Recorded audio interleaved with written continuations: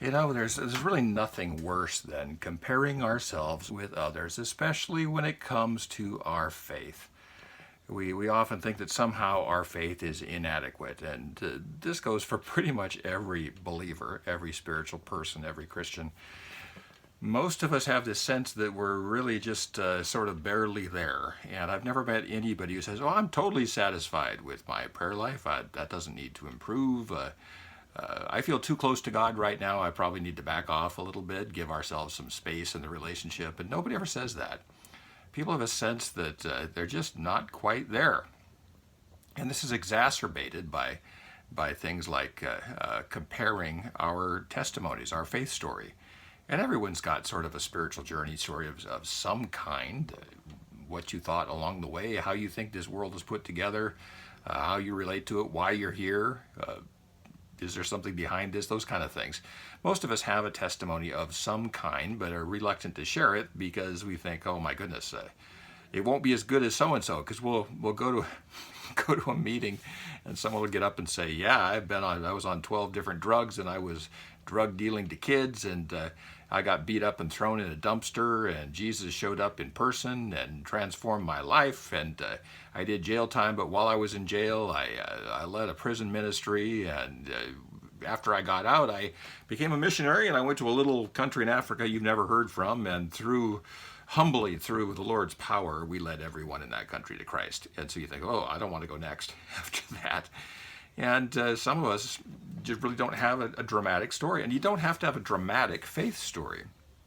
We're in Acts chapter 9 right now, and we're looking at probably the most dramatic conversion story in the entire Bible. It's the story of the conversion of Saul, the conversion of Paul, from a person who persecuted the Christians and was running after them to somebody who became their main advocate.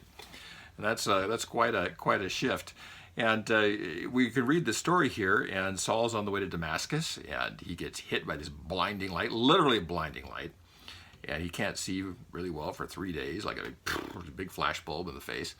And he hears this voice, and this voice says that this voice is Jesus, the risen Christ. This is in Acts chapter 9. And he said, "Okay, whatever, and you're supposed to go find this Ananias guy, and Ananias is going to connect with you." And then Ananias has a vision that he's supposed to connect with Paul, and they get together, and this enemy of the Christian faith ends up getting prayed for by Ananias, gets filled with the Holy Spirit, the scales fall from his eyes, and he's able to see again, and he goes on to be the world's greatest missionary. So this is one of those dramatic stories, and truth is, some of us have dramatic conversions. Some of you listening to me right now can tell me exactly where you were, how you felt, what you were wearing, what day of the week it was when you got saved, when something happened to you. You had this transformative experience. I call that a microwave believer. And some people are microwave believers, and some people are crockpot believers. Some of you, your faith has been coming alive little by little over a long period of time. And there's no one point at which you can say, "Okay, I was a Christian." And you're almost reluctant to share that story because it's less dramatic than the microwave story. But really doesn't matter how you get cooked as long as you get cooked in some way, shape, or form. There was a thing called the Iron Curtain that separated sort of Stalinist countries in the East and free capitalist, free market societies in the West of Europe. And that came down in 1989, but for those of us who are older, we remember it, and I crossed it at night once. I was in a train with my wife, and we fell asleep. It was a night train, and we're supposed to arrive in Berlin in the morning, and we did.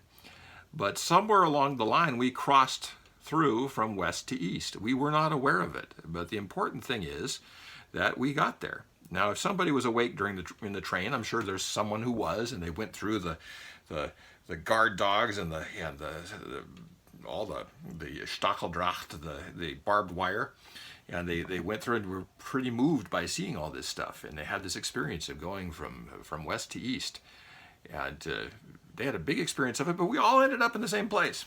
And the important thing is that you keep moving, keep progressing. There's upsides and downsides to both the crockpot Christian and the microwave Christian. microwave Christians can think, well, that was it. I got saved, and so I don't really have to progress anymore. I don't have to keep moving. And a crockpot Christian, on the other hand, might think, well, it's just taken a long time, so I don't really have to have any sense of urgency for where things are going. I'll just sit here in the pot and crock. And so really, the important thing is that we keep moving. Don't compare your faith story to someone else's. Just keep moving forward.